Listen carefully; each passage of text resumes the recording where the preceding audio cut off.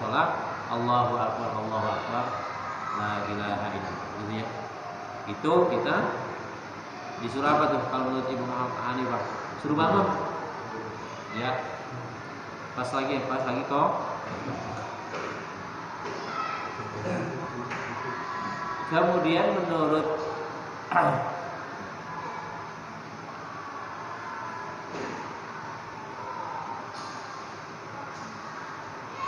Imam Syafi'i, ini kebanyakan di kita, jadi berdirinya itu adalah setelah qomat itu selesai, bahkan sampai doa, ya, bahkan sampai jadi misalkan qomat Allahu Akbar, la ilaha illallah, Subhanallah Muhammad Rasulullah, hayya 'alas shalah, hayya 'alal falah. Nah, jadi kalau Abu Hanifah itu kita disuruh dirinya pas apa? Hayya 'alas shalah, hayya 'alal falah. Berdiri tuh. Kan itu. Nah, menurut Imam Syafi'i, Allahu Akbar, la ilaha illallah, Subhanallah Muhammad Rasulullah, hayya 'alas shalah, hayya 'alal falah. Qad qamatis shalah, Allahu Akbar, la ilaha illallah. Baru diri dia. Baru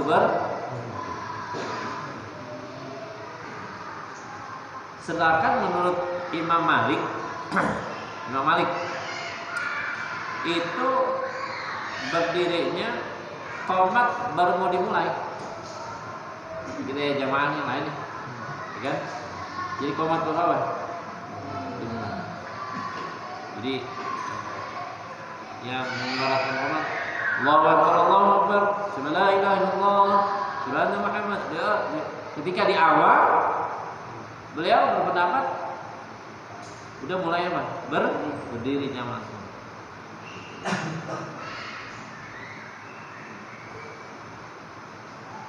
Nah, kemudian yang keempat adalah menurut Imam Ahmad atau Imam Hambali. Jadi itu berdirinya ketika qad qamatis shalah. Nah, ini yang banyak nih. Ya Pak, karena memang ini lebih banyak dan kita kebanyakan gitu. Ketika apa? Qad qamatis shalah, baru padahal gitu ya. Jadi kalau Imam Abu Hanifah tadi apa? Ketika hayya 'alas shalah berdiri, kemudian Imam Syafi'i setelah apa? Setelah iqamah. Terus Imam Malik yaitu mulai iqamah. Jadi qomat baru dimulai, kita disuruh berdiri. Kemudian menurut Imam Ahmad atau Imam Hambali ini ketika apa? Qad qamatis shalah, kemudian apa kita disuruh berdiri. Itu pendapat beliau. Kemudian ada juga mengatakan qad qamatis shalah. Ya. Berarti qad sungguh qamati berarti sudah selesai, as-shalah selesai. Jadi qad qamatis shalah, qad qamatu berarti salat sudah selesai gitu ya. Tidak seperti itu artinya. Jadi qad di situ ya. Jadi qad nih. Qad akaltu misalnya aku telah makan. Itu qad di situ berarti sungguh artinya. Qad dhahabtu, sungguh aku telah pergi. Berarti qad di situ artinya apa? Artinya sudah selesai. Tapi ada juga qad itu bisa artinya kadang-kadang. Misalnya qad yasrabu Ahmad al-qahwah. Qad yasrabu Ahmad al-qahwah. Kadang-kadang Ahmad minum kopi. Jadi qad di situ kalau setelah qad kemudian fi'il mudhari itu berarti artinya kadang-kadang. Terus kalau bahasa kerennya namanya lit taklid. Kadang-kadang.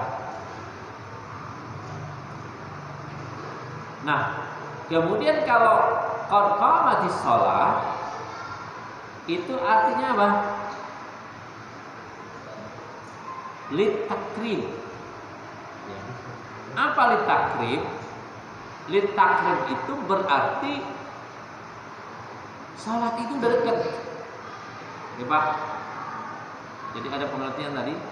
Qad itu ada lit tahqiq, lit takrib dengan lit taklid.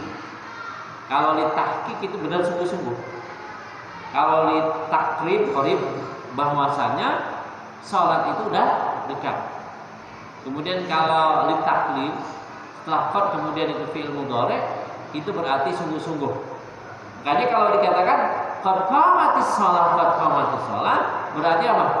Artinya salat udah dekat, salat udah dekat. Bukan artinya salat udah dikerjakan, salat udah dikerjakan, enggak. Jadi artinya apa? Salat sudah dekat. Gitu Pak ya. Salat sudah dekat. Ini berkaitan dengan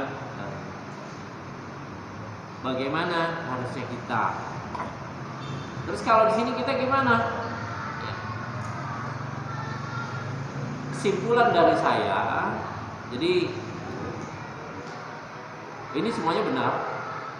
Nanti kita lihat aja sesuai kondisi kita, posisi kita di mana, ya Pak.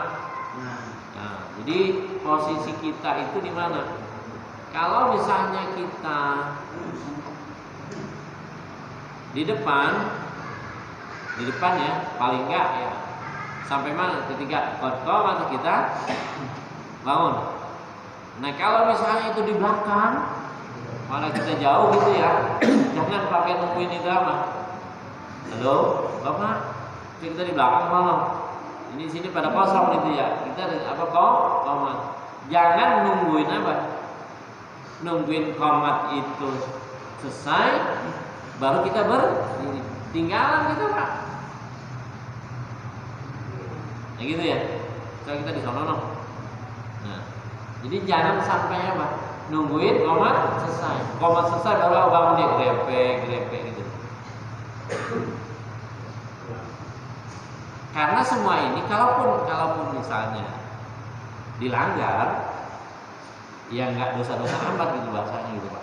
Jadi kan makanya kita ngaji itu, jadi biar kita tahu. Jadi jangan sampai kita, gua nih pendapat gua yang benar, gua ikut, itu jangan, ya. Jadi kita jangan sampai gitu. Lu pendapatmu salah. Ini pendapat ulama berkaitan dengan itu semua. Nah, kemudian masalah adzan pun kalimatnya ini yang nanti kita jelaskan bagaimana bacaan adzan itu yang benar gitu. Kadang memang perasaan kita benar, tapi kalau ini kadang juga artinya bisa jadi salah. Misalnya Allahu Akbar, Allahu Akbar. Banyak pendek ke panjang. Pendek. Dengerin. Allahu Akbar, Allahu Akbar. Allahu Akbar. Jadi kalau baknya panjang itu nggak boleh. Cuma kadang kita, itu suaranya tuh orang bagus banget gitu ya. Salah itu.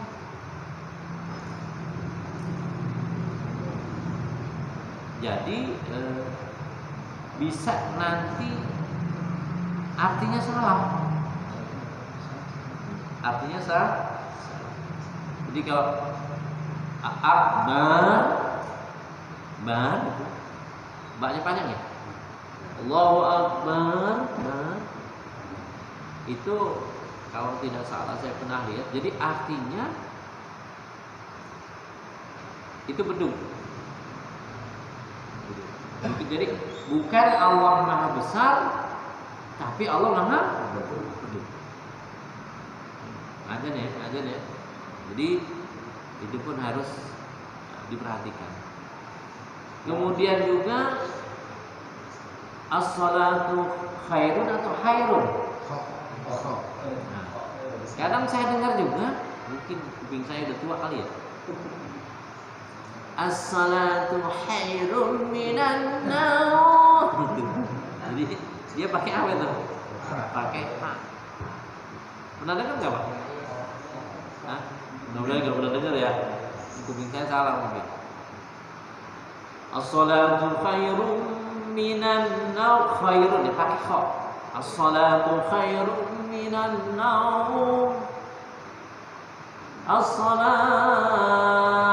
khairun minan naum. Ada juga as-salatu khairun minan naum. Yang benar yang mana? Nah, pendek. Jadi kalau anekdot bilang begini, kalau orang Arab itu as-salatu khairun minan naum. Umumnya pendek. Tapi kalau orang Indonesia panjang. Kenapa? Karena orang Indonesia tidur mulu. Jadi as-salatu khairun minan naum. As-salatu khairun minan naum. Gitu. Itu di Indonesia gitu. Kenapa? Karena katanya orang Indonesia itu tidurnya panjang. Kita banyak di rumah. Ya, kedua-duanya betul. Mau dipendekin silahkan, mau panjang juga silahkan. Tapi yang jelas itu tadi tuh, bukan khairun minan naum. Ya, jadi apa? As-salatu khairun minan naum. Jadi bukan as-salatu khairun minan. Kemudian sebenarnya nanti ada kita bahas. Itu kalau mau azan pakai selawat dulu apa kagak?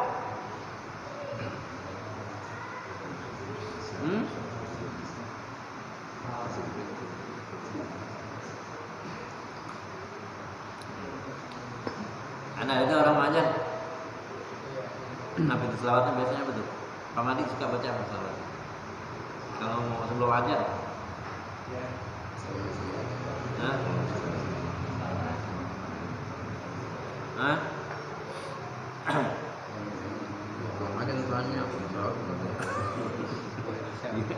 Jadi begini Pak, memang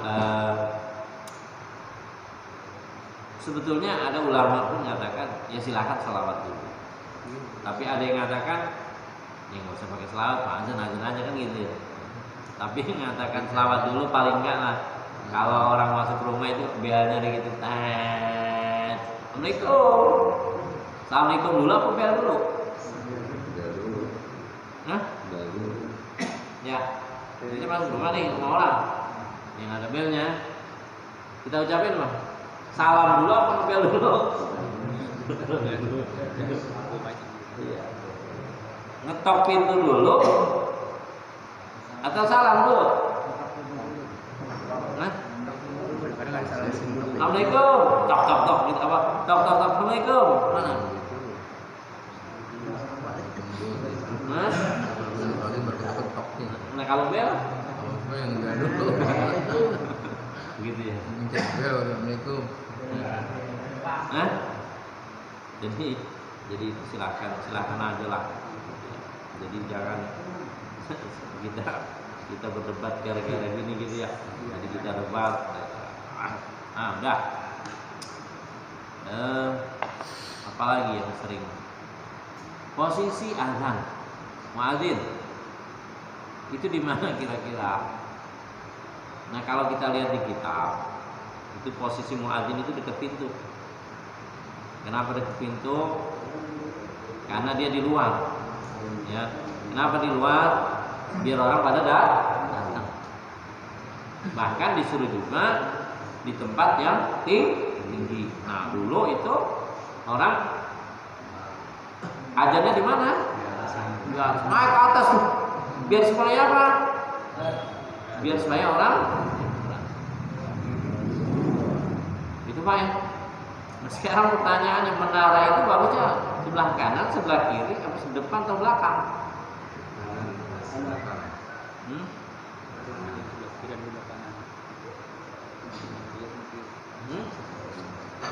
Menara belakangan, belakangnya mati pilihan. Itu Pak. Jadi di mana? Di Cinere itu dulu kan, kita kecil kan sholat Cinere. Jadi tukang ajan siapa tuh naik ke atas? Tadi aku Jirosin. Jirosin di atas ya. Sekarang, oke. Itu kan dulu ketika apa? Ketika itu nggak ada pengeras suara. Ini. Kemudian orang azan di atas yang tadi belum speaker nih. Tujuannya biar apa tuh? Biar kedengaran belakang. Sekarang pertanyaannya, apakah orang yang azan meskipun pakai speaker tuh, Bang Idris azan naik ke atas? Nah, Bang Idris azan, gitu dia, siap. Kedeger dia naik ke atas pakai mic. Ya Bang Idris? Ya. Ya, jadi kita lihat apa? Kita lihat fungsinya gitu loh. Ini pakai logika Pak. Jadi kita lihat fungsinya. Langsung kalau suruh ajar kan naik sound, ngapain oleh itu? Naik speaker aja kita tahu di atas. Ya kan? Yang penting apa? Yang penting kan suaranya. Jadi nggak usah apa? Nggak usah muadzinnya naik ke atas, naik sini, naik kata Bang Idris biar suaranya keras, naik lagi suara dia. Naik ke atas. Gitu Pak. Tapi di kita, ya kita udah di sinilah. Kita biasa ada di sebelah sana, ya udah sebelah sana. Meskipun ada di tempat lain itu azan maqamat di depan, iya nggak? Ada nggak? Nah, dia juga lumayan, menurut suaranya di belakang gitu ya. Yang penting suaranya di belakang. Nanti kita kalau debat itu jadi malah apa? Jadi malah rame kita. Jadi malah rame, ya biarin aja kan itu. Bahkan ada yang di depan itu kan azannya bukan depan sini kalau kita di sini. Tapi kalau kita udah di sini, ya kita azan di sini gitu loh. Jadi bahasa saya gini Pak. Jadi kita biar satu masjid deh, imamnya kayak wiridnya apa, paling nggak usahakan sama. Bukan berarti nggak sama itu nggak boleh. Boleh. Kita usahakan apa sama? Kan kalau enakan sama apa yang kagak sama? Iya. Wiridnya kayak apanya kayak gitu samain aja. Jadi jamaah ntar kesannya biar apa? Giliran si ini kok wiridnya begini, giliran si ini begini gitu loh Pak. Kita samain aja. Jadi jangan kita bahasanya gitu. Alaikum ala syadul jamaah. Alaikum ala syadul jamaah. Itu kata Rasulullah, ya kamu gimana? Yang ikut yang banyak aja dah. Ikut yang banyak di sini gimana? Ya kayak gitu. Sama juga misalnya kunut subuh gitu kan. Kalau orang-orang dulu kita di sini kalau ada imam kagak baca kunut dia kagak mau ikutin tuh. Itu wajib ya. Dianggap itu orang Muhammadiyah gitu. Itu mah benar ini. Nah kita harus tahu sendiri kunut itu sendiri hukumnya apa gitu loh Pak. Jadi kita kembalikan kemana? Kepada hukumnya. Tuh, jadi jangan gara-gara kita itu di depan imamnya kagak baca kunut, kita malah kagak jamaah sama dia, salah kita, rugi. Lu ngapa kagak mau jamaah? Lu sholat sendiri aja. Habis dia kagak baca kunut, ini salah nanti kita. Jadi apa? Meninggalkan yang sunnah atau meninggalkan fadilah yang sedikit. Oh, gimana ya? Mengambil fadilah yang sedikit, meninggalkan yang banyak gitu. Ini kaitan dengan kita sholat di sini. Gitu. Jadi kunut itu sendiri memang itu hukumnya sunnah. Nah sunnah itu nanti kalaupun kita tinggal bisa diganti, bukan diganti dengan apa? Dengan sujud sahwi. Nama juga pembahasan gini Pak. Salat itu bisa ditinggal, kelupaan apa? Lupa gitu. Itu ada yang harus diganti dengan bacaan yang kelupaan itu, gitu ya. Harus diganti. Misalnya rakaat berapa nih kayak nggak baca Fatihah kan gitu. Harus tambah satu rakaat lagi itu. Jadi bukan berarti begini, dia sholat 4 rakaat, rakaat ketiga dia kagak baca Fatihah. Kira rakaat keempat apa? Fatihah dibaca 2 kali. Ajaran siapa itu?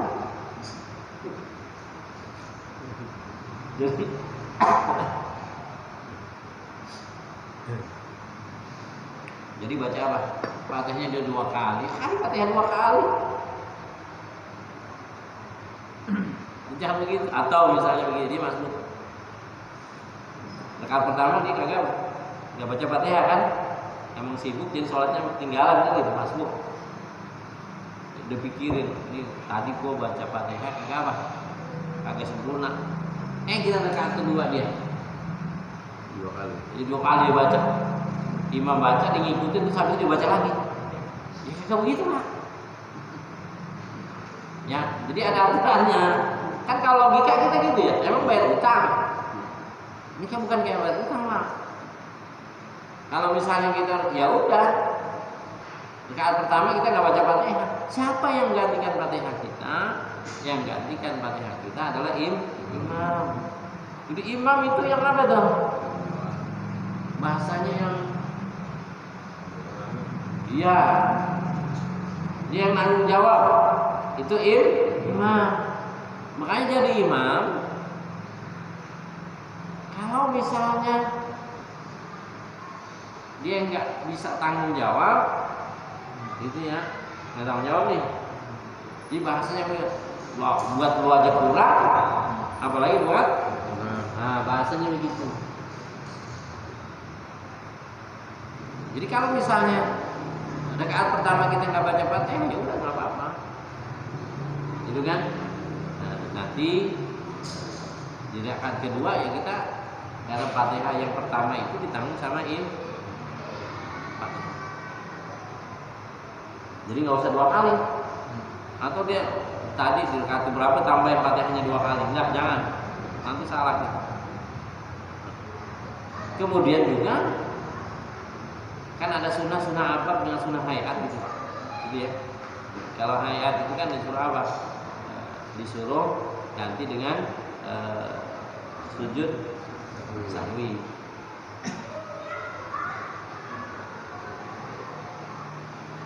Nah, kalau misalnya yang lupa itu kita nggak baca misalnya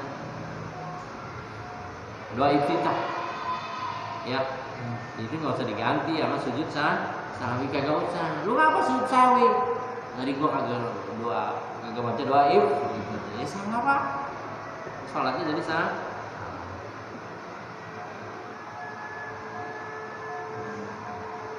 Ya, ada pertanyaan silakan. Ya, Ya. ini kan ada muadzin ya, kadang-kadang kan ada yang salah ini ya. Kalau Akbar kan ada yang nggak disambung, ada yang disambung ya. Saya bukan protes nih, ini kan jadi sambung harus berhenti. Misalnya Allahu Akbar, Allahu Akbar. Nah itu Allahu Akbar, Allahu Akbar. Ada yang gitu. Jadi katanya harus yang berhenti dulu baru langsung. Jadi begini ya,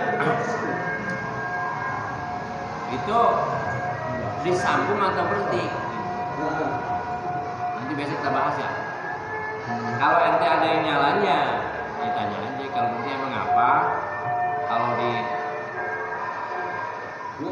yang bener yang salah itu yang mana?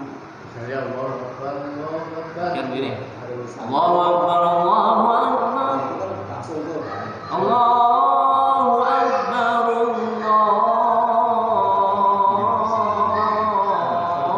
Allahu Akbar. Sakit. Ada yang di saya. Allahu Akbar, Allahu Akbar, Allahu Akbar, Allah gitu ya. Enggak, kalau saya terusin takutnya ntar salat isya lagi. Jadi kedua-duanya betul. Nah, maka nanti kalau memang yang dia bisa disambung, silahkan disambung. Ya.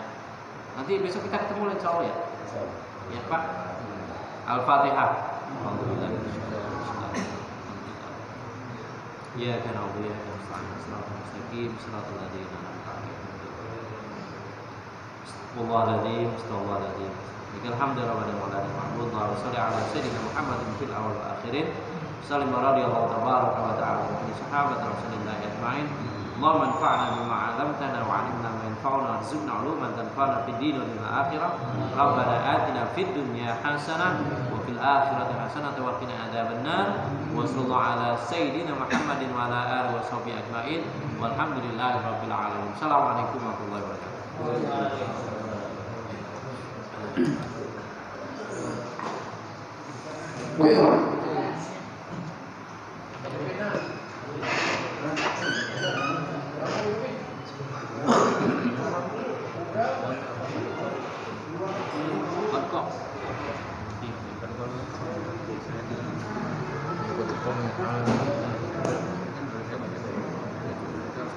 Jadi karena di situ nggak alif lamnya. Qadqamatis shalah, qadqamatis shalah, qadqamatis shalah. Kalau di Mekah itu kan lagi sholat kan angkat kan gitu, gimana? Hah? Kalau di Mekah itu kan lagi sholat.